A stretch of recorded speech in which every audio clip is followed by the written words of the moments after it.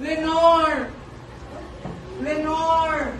The Raven by Edgar Allan Poe.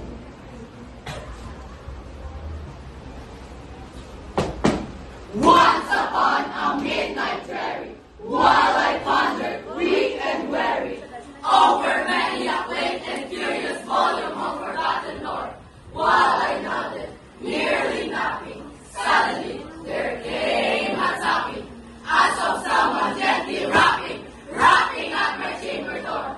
'Tis some visitors, I muttered, tapping at my chamber door. Only this and nothing more. Only this and nothing more. Ah! Distinctly, I remember it. You remember it? I remember it. It was in the bleak December, and each separate dying ember brought its ghost upon the floor. Eagerly, I wished tomorrow. Vaguely, I had sought to borrow from my books or seas of sorrow. Sorrow for the lost Lenore, for the rare and radiant maiden, whom the angels named Lenore, nameless here forevermore.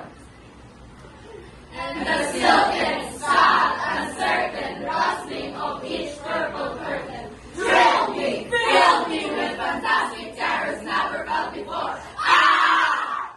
So that aloud, to still the beating of my heart, I stood repeating, 'tis some visitor intriguing entered at the chamber door. Some late visitor intriguing entered at the chamber door. This is it, and nothing more.